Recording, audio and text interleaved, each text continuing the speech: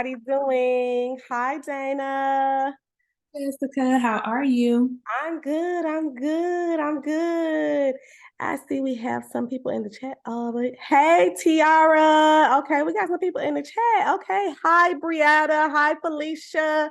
Jasmine. Thank you guys so much for joining. Marjorie, John Roberts. Welcome, welcome. Welcome, welcome, y'all. We are so thrilled to have you guys join us today as we embark on the exciting journey of home ownership, right?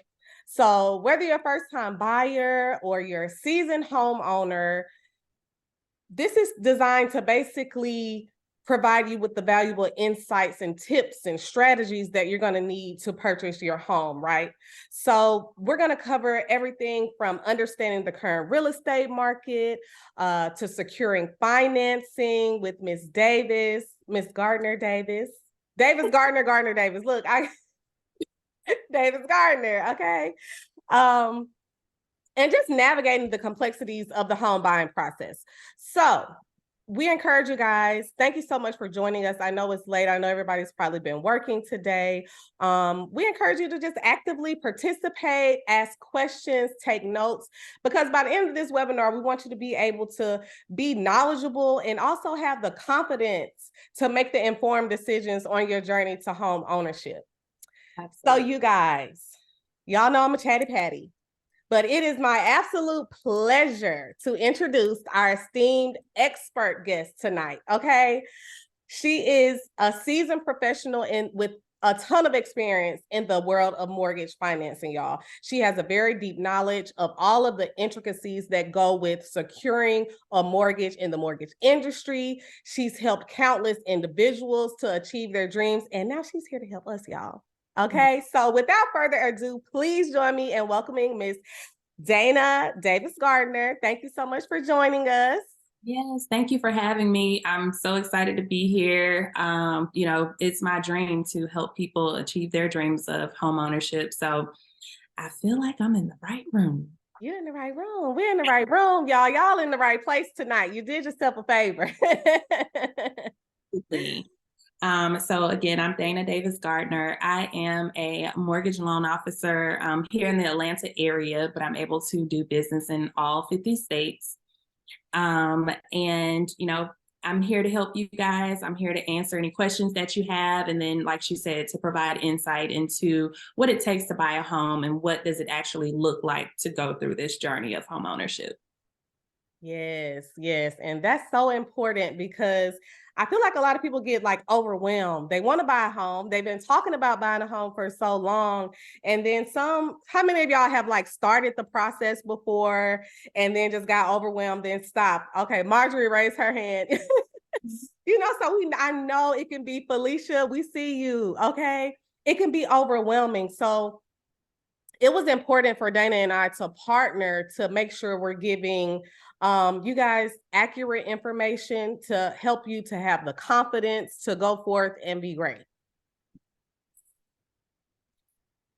So I guess we can kick it off. I like to start my seminars with some good affirmations just to put us, in that positive mindset, which I know we already are.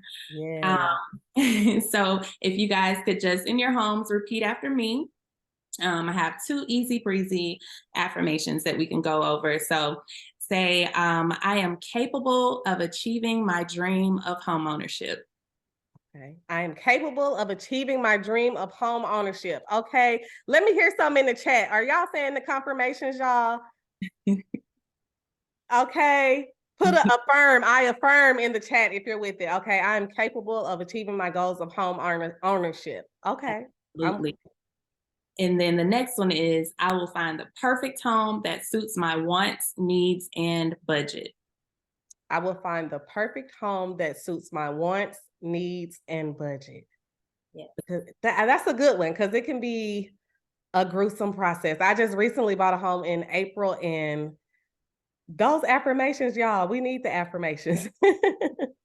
It'll help you get through it because sometimes it can be, there are parts of the journey that you may struggle with, but that's what we're here for as a professionals to just guide you and give you that reassurance because we're going to get to the closing table.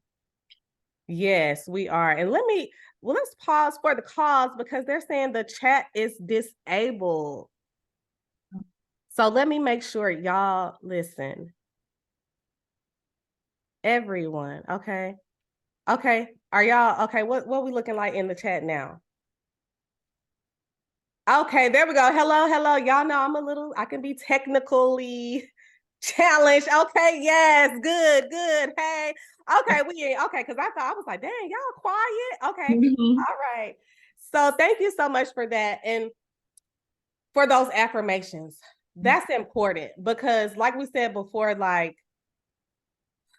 it's hard buying the home, just even like getting to the pre-approval process and just going through all the steps. And like everybody has said, like you sometimes, I mean, I know a lot of you have wanted to buy a home for a long time. Sometimes, we've been thinking about it, we talk about it, but then we start the process and, oh, I don't think my credit's right. Or we start the process and, oh, I got some taxes I need to do. So how do we get to the finish line? And that's what we're kind of going to talk about tonight. And so a lot of times I see you, Tiara, I affirm, okay, y'all, we getting to the finish line tonight, y'all. Okay. And so I get so many questions all the time, and I get people calling me, y'all be calling me or texting me and emailing me like, yeah, let's go look at some houses. And listen, we have to do the pre-approval before we can go look at the houses, y'all. And it's so important to get your pre-approval first, because then we'll know like how much house you can afford, where we can look, and we can get a better idea versus just randomly going out. So talk a little bit about the importance of the pre-approval process. Yes. So the pre-approval process is extremely important. This is where you truly want to start when you're considering purchasing a home, because this is where your licensed loan officer, will take a look at your finances, take a look at your credit, and see, how much house you can truly afford. And this is important because, like she said, you don't want to go out blindly looking at things and you don't know for sure if you can truly afford it. So during the pre-approval process, it's pretty simple. You submit an application, you upload your documents. Your documents is going to be an ID, state issued, government issued ID, your social security card, bank statements, pay stubs. If you are self-employed, then there's a route that we could go where we're only using your bank statements. W-2s, 1099s, all of your basic things that you would have on an annual or a monthly basis. Okay. Yeah. And so I would just evaluate those things, piece them together. And then that will help me to get a number as far as what you can afford. Okay. And so you have to have your documents together. And so another thing I know that scares a lot of people, and it scared me before, is the credit part. So a lot of people, they're scared to even apply because they feel like, oh, my credit's bad. How many of y'all, y'all ain't got to say that because we don't have to talk about your money in your private business. However, realistically, where does your credit need to be? Because I've heard, and with talking to you and other mortgage lenders, it doesn't have to be as high as some people have in their head. Like some people have in their head, I need a 700 or 800 score before I can even start the process. And is that the case? Absolutely not. Okay. So if we're going FHA, the minimum credit score is going to be 580. Okay. 580, y'all. 580.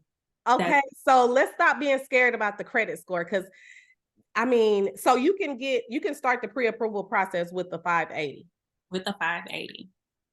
Oh, wow. See, I didn't even know I thought it was a little higher than that. So that's really good information, because I get so many people that's like so scared, like I got to get my credit right, So the credit score really doesn't mean as much. It's not as much weight, I guess. But I guess when we don't have the information that you're giving us, then we just don't know.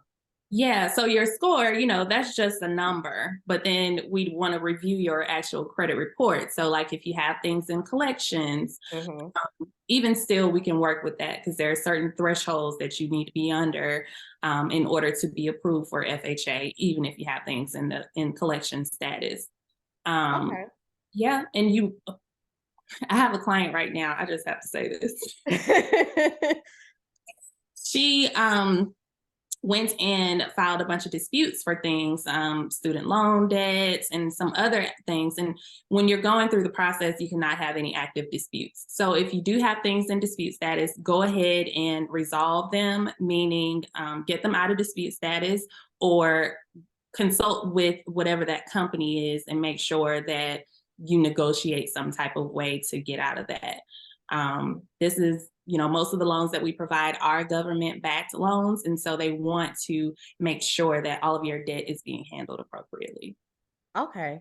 And I do have some templates I was telling you about. I don't do credit, y'all, but I do have like some letter templates.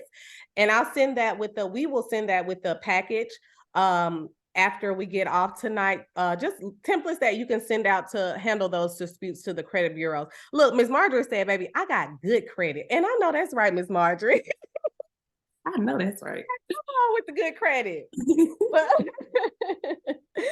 okay, so we got the credit, and then so also, how much work history do you need to have? Do you need to prove? Like, do you need like 2 months check stubs? Like, how far do you go back on the work history portion of it? So, as far as your employment history, we want you to have been employed for at least 2 years. Okay. If you've only been employed 1 year, but you were in school the previous year, we could count that towards your employment history. Okay. For Okay. documentation, as far as like your pay stubs, we would need to have 30 days worth of pay stubs. Okay. 30 days worth of pay stubs. Okay. So what about for the self-employed people? Mm-hmm. Do they just, I'm sorry, go ahead. Oh, I'm sorry. With self-employed people, if we're going the traditional financing route, which is going to be just throwing it out there like your FHA, it would kind of be the same, but we would be strictly utilizing their bank statements, as well as if they receive any 1099s, and then your tax returns. And now if you're one that you write off a lot of things on your tax returns, we have another route that you could go, where we would use at least 12 months worth of bank statements. Okay. So you can do the bank statements or the tax returns if you're writing off a bunch of stuff. Yep. And also, but if y'all trying to buy a house, like we not gonna don't write off the whole business this year, y'all. But that's good to know that the bank statements will still show your flow of income and how much you can afford. So that's still really good. Mhm.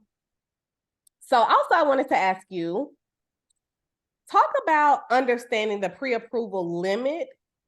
And when you do get that limit, once you give them the pre-approval amount, like should they be taking the full amount, or how do we understand the limit and how to maneuver that? So it really depends on the quality of life the borrower is trying to accomplish, meaning how much they are okay with spending on a monthly basis towards a mortgage. Right. So when I have a consultation, I'm asking, what are you paying in rent right now? What would be your comfort level for a monthly mortgage payment? And that'll help me gauge to see like, okay, well, let me see how much house they can afford at this payment. Right. But I'm always going to provide, the maximum amount that they will be qualified for, just to give them that option. Right. And so speaking of the maximum amount you're qualified for and the payment, we got to talk about the interest rates. I feel like that's what everybody wants to know about all the time, the interest rates, because I know that greatly affects the payment and Mhm. how much you'll pay each month. So, what are the average interest rates right now? So, if you Google interest rates, you'll see the average is about 8%.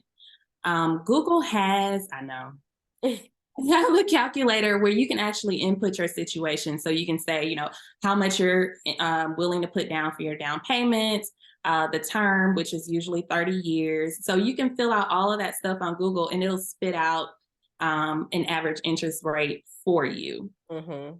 Now, with my company, we are direct lenders, so we work with other lenders as well. So if you're in a situation where you need a better interest rate because your DTI is maybe too high or anything like that, I would have the option to do what we call broker out. And that's where I'll find the best interest rate for you. So with me, you'll be looking at mid sixes, maybe high sevens is the Mhm. range that I give.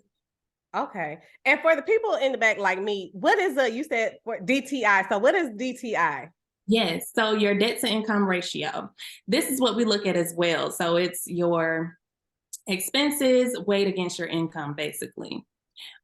So if depending on which program we'll go, that one will have like specific rules for your DTI.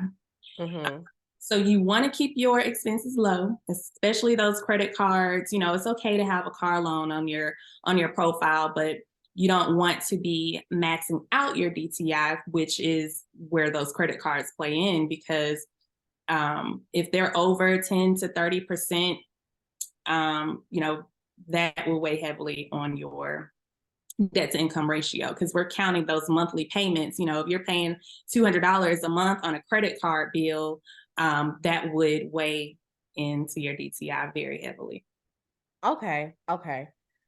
Okay. So y'all following. Okay. So we do have a couple of questions. So DTI. So she answered. I hope she answered that for you, Miss Marjorie. Then we have, do any of these loan types have no PMI? And I guess we'll get to that part, or is that something you want to cover now? Yeah, so that would be your conventional loan. That's, I don't know if you guys have heard the myth of, you know, you got to put 20% down to purchase a house.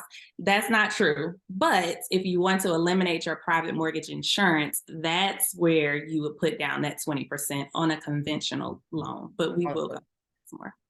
Okay. Okay. So back to the interest rates a little bit. So how often are they changing, and what factors really determine your person, like what interest rate I would come up with if I'm applying for a loan? Yeah, so they're changing daily at this point. Okay. Changing daily, but they're fluctuating. They're not just increasing daily. Some days are better than others. What factors into your interest rate is going to be your DTI. It's going to be how much money you're putting down on the home. Uh, Okay. it's going to be your entire credit profile. Let's see, the price of the home. Okay.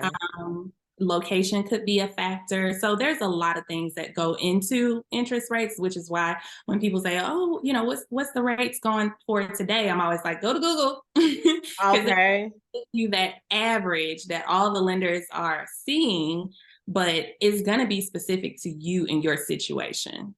Okay. And so once you give me my pre-approval with the interest rate, is that locked in for this closing process, or how long does it last? Like, or is it going to change Gonna- throughout the process? yeah. So when I issue you your pre-approval, it's going to be based on the rates that day. So while you're out shopping, I'm behind the scenes strategizing to make sure that I am giving you the best interest rate possible. But Okay. in order to lock it, which means like actually finalize your interest rate, we would need to have you already find a home. You know, you're under contract. You've sent me everything I needed. And we're in the process of actually getting to the underwriters and getting to the closing table. Right. So time is of the essence.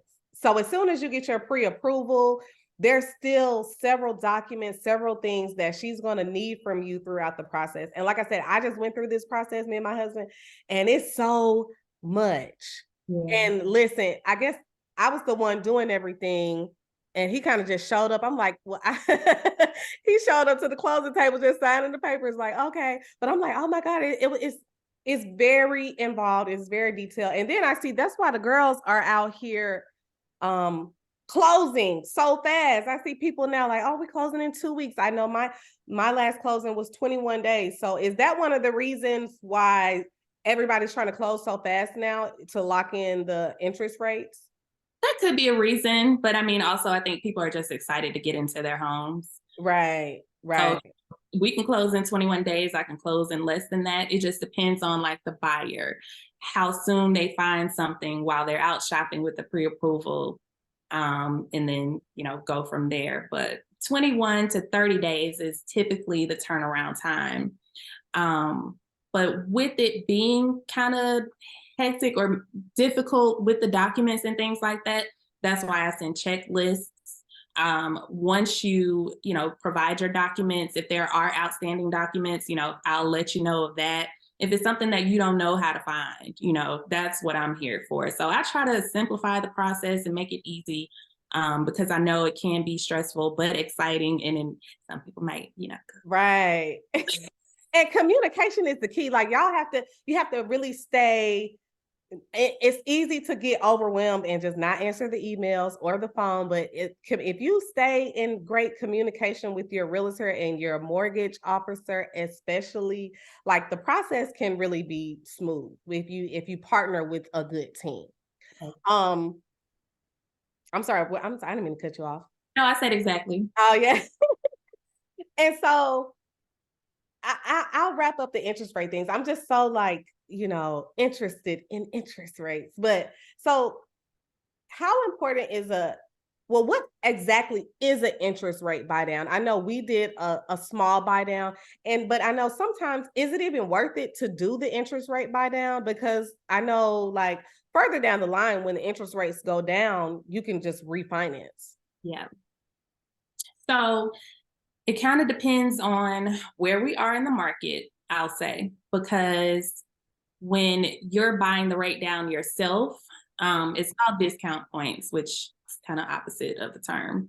But if you want to buy your rate down yourself, there's a certain threshold with compliance, with the government loans like FHA, that we can't surpass. But if you're going to have the seller contribute to buy down your interest rate, they would have the option to, the first year, buy it down for 3.3%, the second year 2%, the third year 1%, and then when you get to your fourth year in your home, you'll be at your regular interest rate. So how this looks is, let's say you had a 5% interest rate. So your first year in the home, you're really going to be paying 2%. Okay. Second year, 3%. For third year, 4%, and then your fourth year, you'd be paying your normal 5% interest rate. Okay. Yes. That's pretty good. Yeah. So it could be worth it to do the buy down. It could be worth it, especially when the seller is paying for it, because it gives you a little break. I don't know where you are when you're paying your rent. Like, if your mortgage is going to be a big bump or a big difference for you, this will help you to get, like, in the groove of things and really understand what it's like to be a homeowner. I mean, you're already paying your rent, but this is kind of a different ball game. But it just gives you some stress relief, I guess. Okay. And then you will be able to refinance and modify the loan. Like, there's nothing that's saying, like, if the rates go back down to 2%, you can refinance that same loan down to that. Yeah. 2%. If there are better rates at the time where you are able to refinance, then definitely go for it. That you would have the option to do either like a cash out refinance, where you'll pull out some of that equity in your home and roll it into a brand new loan, or you can just refinance just to get a better interest rate. Okay. Yeah. So y'all, don't be scared of the interest rate. So basically, the moral of the story is, stop being scared of the interest rates. I know everybody's just like, I'm gonna wait until the interest rates go down. But newsflash, the prices of the homes, they're not going down. They're, like, steadily rising every single month. So it's better to get into something that you want to be in now, and then just refinance for a lower interest rate later. Okay, Jasmine, I see if I'm paying off my student loan, will affect my pre-approval interest rate negatively. And I guess if you guys, okay, so Jasmine says, if she's paying off her student loans, will that affect my pre-approval interest rate negatively, or does it depend on how much I owe? So if you have student loan debt, and if you're wanting to purchase a home right now, I would recommend getting on the phone with your servicer and requesting to be on an income-driven repayment plan.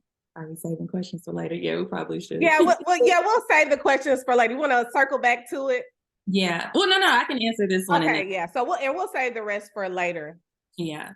But your student loans. So if you're not on an income driven repayment plan and you have a set amount that's due, then that would be calculated into your DTI as on a monthly basis. We don't look at the full picture. If you owe 200,000, and we're only wanting to know what that monthly bill would look like. So if it's $200, that's what we would factor into your DTI. But if you're on something like a forbearance plan or something where it's going to show $0 due monthly when I pull your credit report, then there are certain calculations that I have to do to include something. So when you do come out of forbearance, we'll know that you could still handle your mortgage payment with that new student loan payment.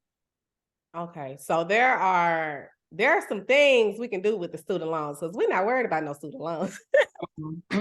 Y'all don't worry about those student loans, okay? Because there's ways to get around it. So I'm glad that was a great question, Jasmine. Thank you so much for asking. And we're gonna y'all save your questions, or you can put them in the chat, and then we'll just answer them all at once in the end.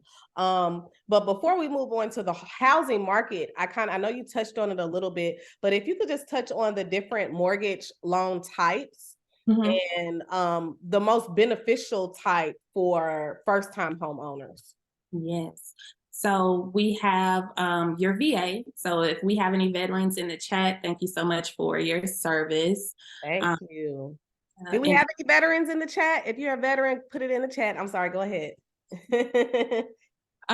Definitely take advantage of those government benefits and things that they are giving you with the VA loan, because it's 100% finance with 0% down. And then we have the conventional, which your minimum down payment is going to be 3%. But if you want to eliminate that PMI or that private mortgage insurance, that's where you put down your 20%. With conventional, they do want to see that you have a credit score that's a bit on the higher side. And then we have USDA, which is going to be your rural financing loan anywhere outside, well, not anywhere, but outside of Metro Atlanta, maybe your Griffin, Georgia type areas where there's no down payment there, but you'd have to be in a rural area. Okay. And then that's for the USDA. USDA. Okay. Yep. And then we have FHA, which is most common amongst first-time home buyers. Excuse me. And this is because it's government backed. It's a low down payment, 3.5%. And they don't have such strict credit requirements like I said, your conventional program. So an FHA loan is kind of considered to be a little bit easier to get into. With FHA, there are down payment assistance programs that you can use and things like that. So they're really geared towards that first-time home buyer. Okay. And so and that's with the FHA, with the down payment assistance. And there was something I know we talked about earlier with the down payment assistance. What are the benefits? I know, and that was the first time I had heard that when we talked about that. You said their down payment assistance is a great thing and a great resource for a lot of people, but there also can be like a few cons to down payment assistance. So talk a little bit about that, because I think that's something that we all, are not familiar with. Yeah. So there are lots of different down payment assistance programs out there. You have some that require that you live in the home for 5 years before you sell it. Otherwise, there would be a penalty, or some that you have to pay your down payment back. So it really depends on your situation. If you're someone who truly, truly needs down payment assistance, meaning you don't have the time to actually save up that 3.5% of the purchase price that you want, and you just need that extra little push, then I would say, maybe down payment assistance is an option for you. But keep in mind, with down payment assistance, your interest rate may be a little bit higher than someone who's going to pay their down payment themselves. And this is because you're getting assistance. So you're getting some extra help. So it's not saying that you're a risky borrower, but you need some help. So it's kind of like they might just add on an extra little, interest rate on there. But Interest on top of the interest? On interest. top of the high interest? So if you can afford it, if you can budget and get your 3.5%, yourself, that's definitely the route that I would recommend. Okay. Mhm. Okay. Well, that's good to know. Okay. Y'all still with us in the chat. How y'all doing? How y'all feeling? This is good information. So the first thing, just to recap that first portion. Yes. Okay, Tiara, you with us? Okay. Where y'all at? We still here. We are getting through the process. It's not going to be overwhelming. This is going to be an easy, seamless home buying process. Okay. Because we're going to make sure of it and we're all in this together.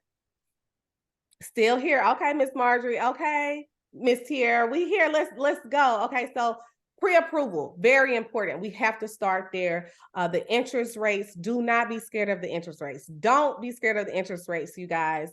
So that's what we need to kind of get started. So then you can kind of come to me. Now you have the pre-approval. Now we can start, looky-looing, the fun part, how y'all like to do, because that's the part everybody wants to do. We want to look, and look. And so I get a lot of questions about what's going on in Atlanta, what's going on in the housing market. Now, I specialize in Atlanta, but I'm also licensed as well as Ms. Davis for the state of Georgia. But Atlanta right now, let's talk about the housing market in Atlanta. Right now in Atlanta, it's a seller's market, okay? Right now, we have only about 2.5 months supply of inventory on the market. And so to kind of put that into perspective, a balanced market is 5 to 6 months supply, right? So we only have 2.5 months supply. So basically meaning there's much more demand than we have supply, right? So inventory has increased by 4%. The prices are not going down. Like we said before, I know everybody's waiting like for the prices to go down and the market to crash like it did in 2009, but the market and statistics are just not showing that prices are going to go down. They're actually going up, right? So that's kind of where we are in the market right now for Atlanta, for the state of Georgia. And this is what I'm pulling for from the state of Georgia. So what would you say are like the most desirable neighborhoods in Atlanta right now? I would say, Atlanta. So, yes, Gwinnett. Okay. And that depends, right? It's subjective. So it depends on what you're looking for as far as like quality of living, school districts. Some people want to walk to dinner. Some people don't want to be bothered, child. Some people, it just depends on what you like. But as far as school districts, anywhere in Gwinnett County, like you said, Tiara, anywhere in Gwinnett County, they have one of the top school districts in the nation's.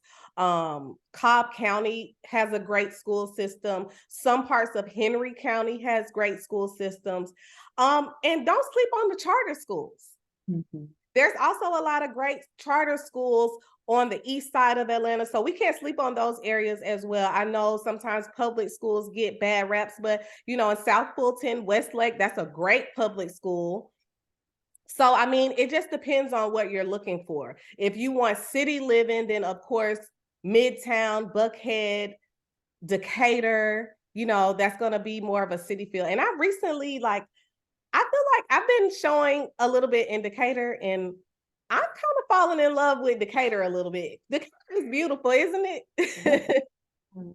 Yeah, it's changed so much.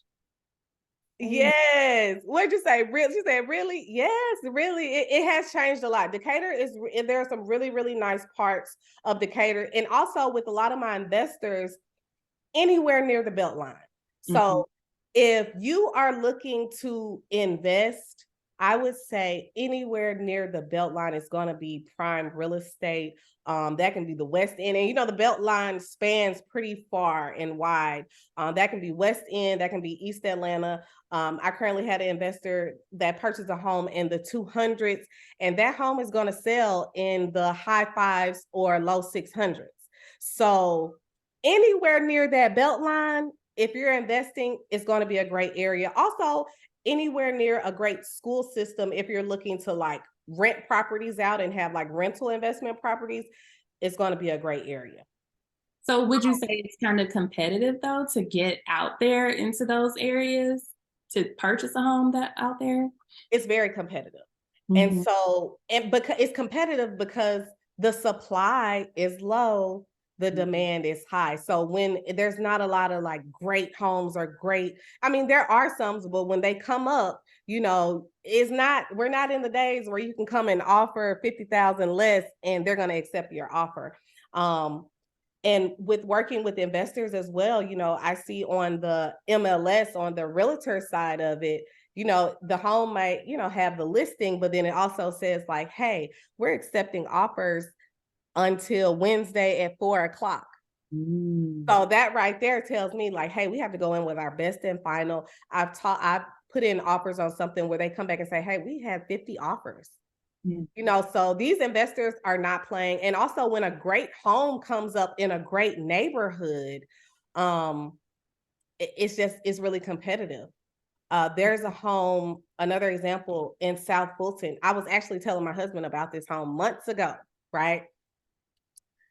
It had a lot of damage. It was in the Westlake school district, which is a great school district. It's where Cam Newton graduated. It's a great school for the athletes. The home was listed for like 437. It looked like it had like mold or fire damage. Long story short, an investor came, swooped in, renovated it, and now that home is listed for like 1.1 million or something.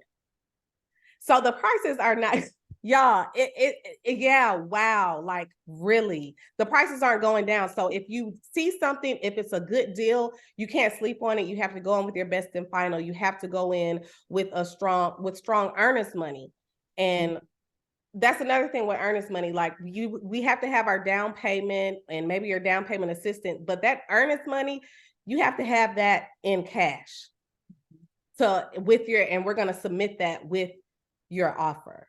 And that's going to be about 1 to 3% of the price of the home. It's going to go towards your down payment, but that's something that we're going to submit with the offer. So you do have to have funds available. So it's very important to have your funds available.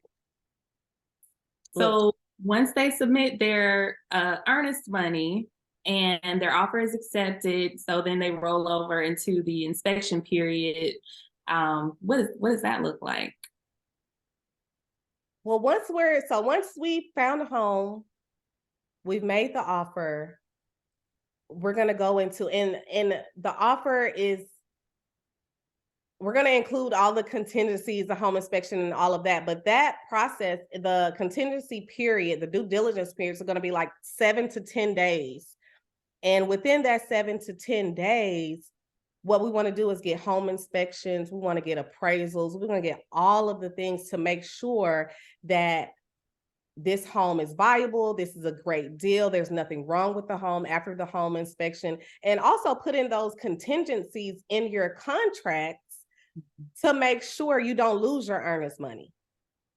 So, and I don't want to like get ahead of myself here, but so with your offer, of course, we're going to have the offer price. We're going to determine that together. And that's going to be based on, the listing price of the home, the property, the comps.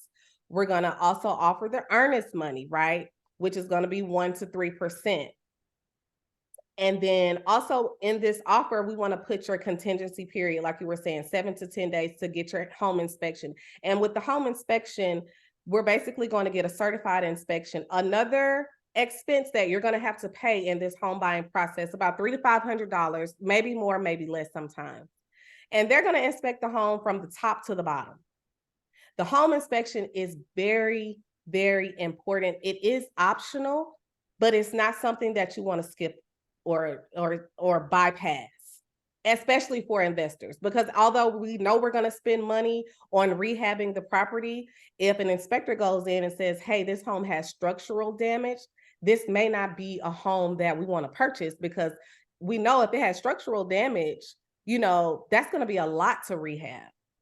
And so we may want to pull out of the deal. And so we need to do that in that 7 to 10 day window, and have those contingencies to make sure, A, you're not liable for anything, and you can get out of this deal completely, fairly, and clean. And also you get your earnest money back, because if you don't have the right contingencies and the right realtor that's really going through these contracts, you can lose that earnest money. So think about it. If the average price of the homes right now are $427,000, you're putting down $4,200. If your contract is not ironclad, you can lose that $4,200. And look, that makes me sad just thinking about it.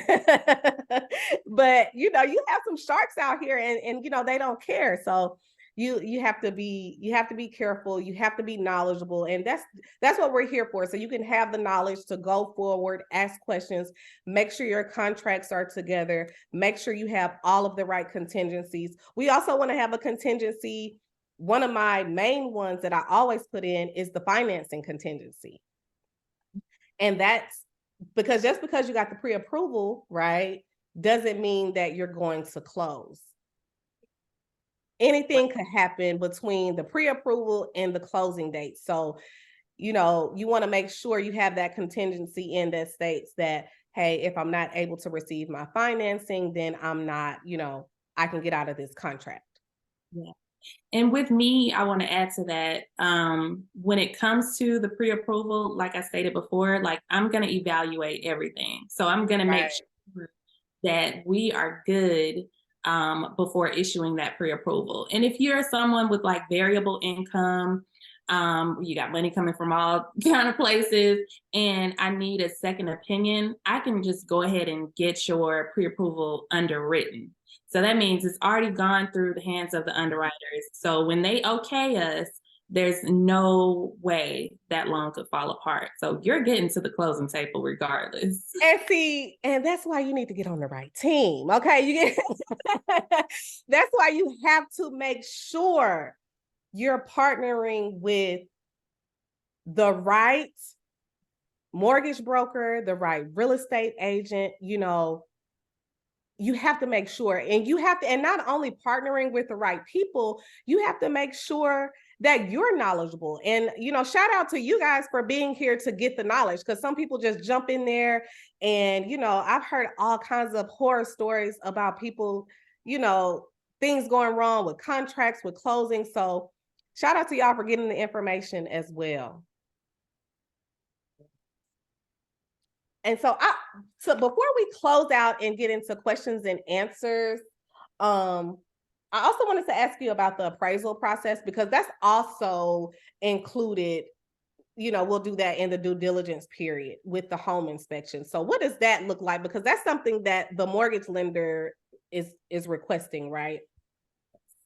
So once you're under contract, I will pass your file over to processing. And my processor would schedule your appraisal. So with the appraisal, there will be a certified person to go out and take a look at the property. They're going to check for any hazardous issues like railing or electrical. And then they're going to also appraise the property, meaning they'll let us know if the seller's agent truly has it listed for what it's really worth. Now, if it comes in higher, that's good for you, because you're still going to pay that amount that you offered regardless. So that would look like you would move into the home having equity already. If your appraisal comes in lower, because we're still in that contingency window, Jessica would go back and negotiate with the seller and say, hey, we agreed on $350, but it's coming in at $325. I'm gonna need for you to lower it. So, if it comes down to where they don't want to lower it, then you can either back out and get your earnest money back, or you could pay the difference if you truly would want to go that route. I think you're muted, sis. I'm sorry, can you hear me now? Okay. So the appraisal, that's very important. That's going to be ordered. And that's also something that's going to be on your one of your costs for your closing costs. So that's included. So I said before we wrap up, but we got to talk about the closing costs. The closing costs, because some people think you only pay the down payment and that's it. So we want to make sure, there's closing costs, there's down payment, there's earnest money, there's all the things. So if you could take us into, the closing process, how does that look? So once we've gotten past the appraisal, once the underwriters have completely finalized your loan, then we would get something called a clear to close, which is like, okay, we have a closing date. We'll sign off on documents and hand you your keys on this date. That's like music. When you get that clear to close, honey, celebrate, pop the champs. Okay. So with your closing costs. So closing costs are going to be estimated at about 5% of your purchase price. So you would have, if we're going FHA, you would have your 3.5% for your down payment, and then you would have that extra 5% for your closing costs. Closing costs entails lender fees, attorney fees, title, escrow, all the things that go into, purchasing a loan. And then with the closing costs, though, you can get seller concessions. So, for instance, if we're going FHA again, the seller can contribute up to 6%. So if they agree to that, that 5% is covered. So you really just need to come to the table with 3.5%. Mm-hmm. And we're always asking for the seller to pay for some of the closing costs. We're never not going to ask for closing costs. Yep. And so, I mean, you wire the complete amount. So it's not like you have to pay your down payment one day and then your closing costs the next. It's all going to be wired the same day, 1 or 2 days before your actual closing date. So they'll already have the money. All we really need you to do is sign that paperwork and move into your new house. Okay. And get the keys. And so I know this was a lot of information. Thank you so much, first of all, Dana. I know this was a lot of information, but we are going to be sending you guys home buying handout, some other great templates. We'll send the credit templates and also our information so you can schedule an appointment with Dana or myself and go ahead and start the application process. And also listen, before Dana, I know some people, a big thing is when do I want to buy a home? So you don't want to wait. If you want to buy a home in January, if you want to buy a home in 2024, then we need to have a conversation now. We need to have a conversation now to prepare for that process. Wouldn't you say you wouldn't want to wait until you want to do it? I absolutely agree. Just because, once you meet with me, at least I could give you a full synopsis of your situation and tell you where we are now. Let you decide if you want to go ahead and use your pre-approval for this amount, or if it's a case where we need to wait and work on some things and strategize, that's what I would help you do as well. So the sooner you find out where you truly are and if you can afford to purchase a house right now, that would give you leverage in, being able to purchase when the time is truly right for you. Right. And we're going to set you up on a plan. We're going to work with you and we're going to do what we need to do. Tiara, and hey, Tiara, I just realized, look, she said my only issue is bank account because I don't always put my money in the bank, but I'm working on it. And because let me tell you something, the people out here making so much money, honey, because, I do taxes as well and accounting. That's my, primary, how I started my career. And people are here making a lot of money, but you have to put the money in the bank. If you have a business, you have to use that business bank account, make things easy for you. If you have questions on that end, as far as like taxes or how to get your money together, or, just a strategic plan, set up a consultation with me as well. And we can kind of get you started and set a plan, because like you said, you're working on it, and it's just a decision, and we just all gonna make the decision to do what we need to do. And that's what I struggle with. Not with that per se, but just if we really want to do something, we really have the power to just, make up our mind and just do it. Yes, Tiara. And Tiara, I know you're gonna get it done. Cause the girls out here making money, honey. They don't know. And the money is everywhere. Yes, it's like I said, I'm so excited on an appointment. Yes, appointment. Yes, we're gonna send you all the information. If you guys have any questions, please put them in the chat right now. And let's get all of your questions taken care of. Thank you guys so much for logging on. I know it's late. I know everybody has family or, things you have to do, or, you could be anywhere, but you've chosen to be here with us, and we greatly, greatly appreciate it. Like we said, we'll send you all those follow-ups. And does anybody have any questions? Or is there anything you would like to add, Dana? Yeah. If you want to schedule a consultation with me, you could reach me at Dana's DAYNAS, yourlender.com. My Calendly link is there to schedule an appointment. You can submit an application there if you just want, you're ready to get started. And then it's some newsletters and other information there, so you can check that out. But otherwise, when we send the information out, if you just want to pick up the phone and call, I'm available to y'all. And I'm looking forward to assisting you all with, home ownership. Yes. Yes, I'm excited as well. We do have a question. How hard is it to get pre-approved if you have a 2-year business? So if you've been in business for at least 2 years, it should not be difficult at all. Okay. My phone number is 404 I'm gonna put it in the chat. Okay, thank you. It shouldn't be difficult because you need to at least be, a W-2 worker or self-employed, or whatever your employment type is for at least 2 years. Now, like I said, if we review your finances and things and decide that, okay, another route going towards that entrepreneurial loan would be best for you, then that down payment may be a little bit higher. But we can always strategize just to see how we can save you the most money and get you in your home. Great. Do you work with duplex loans? Absolutely. I work with all types of loans. So if you want to live in one side and rent out the other, we can do that.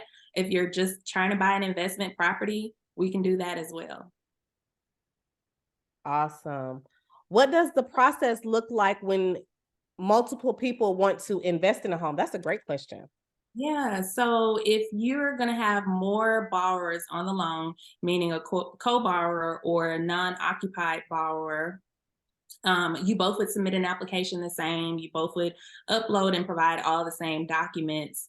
And we could use both incomes, but we do have to use both debts and liabilities as well. So just keep that in mind. If you're going to partner with someone, you want to be with someone who has, I guess credit comparable to yours or better, in that income piece as well. But we have all the loan options that you can think of. And if there's something that you hear about and you're curious, definitely reach out to me and I can see if we have it and how I can get it.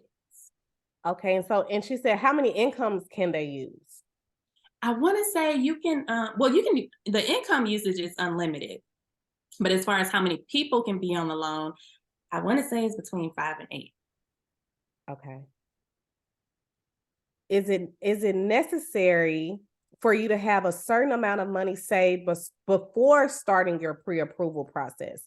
And if so, what's a ballpark amount to start off with? I'm from New York and the prices here are ridiculous. The prices are bad compared to New York. What kind of market are we in? I know hey, and because we have the great migration, everybody's moving to Atlanta, so the prices are, that World Cup that we have coming up in a couple of years. So let's see, a certain amount of money saved before starting the process. The pre-approval process. I would say no, because you could come to me without anything, but like hey sis, I just really need help with a game plan. Tell me what I need, and then we can come up with a plan for you to save your 3.5 or get down payment assistance, but definitely work on saving that 5% for your closing costs, just in case you fall in love with a home and the seller isn't budging on it, offering any concessions. Mhm. Okay, thank you. These are great questions, you all.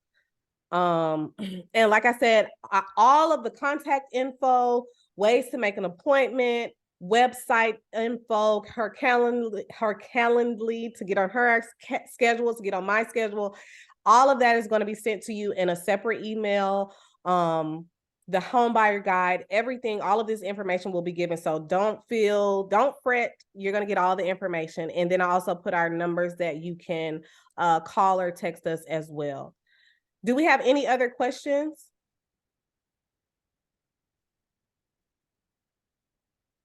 This is great. Thank you guys so much. Thank you guys for being so interactive and really tuned in and, asking questions and getting the information, because it's here for you to get.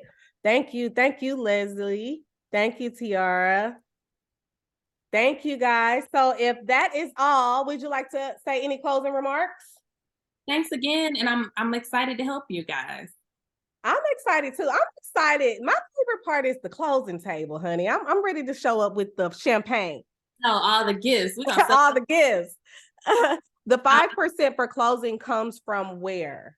So that would come either from you or a gift from a family member or someone, or back to the seller concessions. We would, Jessica would request from the seller to pay some of that 5% or all of it for you. Right. And so and that's in our offer that I was talking about. So in every offer, I'm going to ask the seller for something on the closing costs. So whether they counter offer that or accept it or what, but we are always going to request concessions from the seller for closing costs. That's the best way to do it. Yeah. Okay. Any more questions? That was a great question, Jean, by the way. And if you guys have any other questions, feel free to email. If you think of something when we get, yes, rate buy down. With the seller concessions. Let the seller pay for it. Listen, we're Yeah. gonna go to them first and ask for money, and then we'll use our own if they're not willing to budge. Right. Right. And yeah, we're asking the seller for everything. We're that's why it's called an offer. This is our offer. This is what we want. This is what we need you to do. And what I have found is sellers are really, they want to sell their home. A lot of times they don't mind giving you something towards the closing cost. So it hasn't been a problem so far, I've found. I mean, they're making a good profit in this market anyway. So Yeah, they're making a lot of money. Yes, the recording will be sent out to you guys as well as everyone that missed it. If you watch the recording and have other questions, or if you lay down and think of something in your sleep, just email or text us and we'll get with you guys. And it's been an absolute pleasure. We won't hold up any more of your time. We did a good time. That's 8:30. We started okay. I have a down payment. Okay, we have one more. I have the down payment and the closing costs, but what determines your pre-approval amount? The house I'm looking to purchase is $242K. So your pre-approval is going to be all of your monthly expenses. So that goes back to like any student loan debt on a monthly basis, your credit card debt, car loan, whatever you have on your actual credit report, weighed against your income that you're bringing in on a monthly basis. And then it also factors in what your projected monthly mortgage payment would look like. And then we would be able to determine what your purchase price would look like. So it's a few things that are factored into it, but you mainly want to pay attention to your income and your debt. Because if you have high debt, it's going to be hard to, offer or to provide you with a pre-approval that's super high in the dollar amount, because with the high debt you may not be able to afford the monthly payment. Right. And once they do your application and you're able to look at all of this, you'll be able to give them like a game plan of, hey, this is too high, you need to bring this down, or, what does that look like? Yeah, so I have the option to do like a credit simulator. So like if you do have credit that needs to be worked on or improved a little bit, I could run it through my system. It'll say like, okay, well, you should just get a secured credit card for $200, meaning you get a credit card and you have to prepay it. It's like a prepaid credit card. So anything that you swipe, you have to put it back on the card. But that's a good way to boost up your score within like a 14-day period. Or if it's saying, oh, you have this one credit card that's a little bit too high, you should pay that down to $25, then that's something that I would recommend or suggest that you do. Okay. Great question. Great answer. According to the real estate market, what's the 5 best deals suburbs, like top 5 city with low prices and big houses? I would say, I don't know if I want to call it low prices, but I would say, pretty good prices. What I've found, I think South Fulton, they have, it's great deals in South Fulton with the houses. It's a very esteemed kind of Black area. The Camp Creek area, Lithonia has some huge homes. And the market is a bit different. So what you may have looked at, this home, the same home may be 700,000 in South Fulton or Lithonia, but in Buckhead, it may be 2 million. Right. And so, and what we have to also do is program our minds against so homes you're no longer going to get like a great big home for like 150 or 250. That's not really the market. Like we said, the average market is in the 4s, right? 400s. Douglasville is a great area. What I say, South Fulton, Douglasville, Lithonia, that's a really great area. And also some places out in Gwinnett, Snellville, Lawrenceville, Duluth. There's still, you can still find some great deals out there with a lot of square footage. Decula. So it just depends on what you're looking for. We definitely can maneuver it and find it. Listen, we're gonna find you a deal and find what you want. One thing about it, we're gonna get what you want, okay? And it's gonna be where you want to be. We do not have to settle. We are not in the in the era of settling, okay? We are in here because we are getting what we want, and what God says is ours, okay? Look, I ain't gonna hold y'all, but okay, Marjorie, amen. Okay. Okay. Okay, we are children of a king, honey. We getting what we want. And we're gonna be able to pay for it easily, okay, and abundantly. I'm gonna just leave y'all with that tonight, but don't think in abundance, and whatever God says is yours is yours. Whatever your heart desires, it's yours to get, is yours to obtain. If you're willing to put in the work and do what you have to do, I promise you, I guarantee you, he is going to meet you the rest of the way. And I don't want to start preaching on here, but it is what it is. And we'll just leave y'all with that. Thank you guys so much. If you have any questions, again, email us. We'll send you guys all the information. And we'll see y'all in these social media streets. Hopefully we'll be on the phone, texting, and on some Zoom calls, okay? And we'll all be partnering together. So you guys have a good night. Dana, I'll talk to you soon. Thank you so much. Y'all have a good night. Good night, you guys.